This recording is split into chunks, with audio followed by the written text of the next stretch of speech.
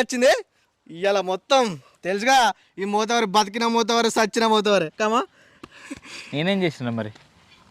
నువ్వు పర్సి నువ్వు? నేను పరశురాములు. ఎవరు మూతవారు ఎవరు? నేను మరి నేను చోటా మోతవారి బుచ్చుకి మోతవారి. రేయ్, ఈ మూతవారి కథను తెచ్చిన బయటకు తెచ్చిన మూతవారి నేను రా. బా నీళ్ళు మోతవారి మరి నువ్వు ఎక్కడ వెళ్తావురా?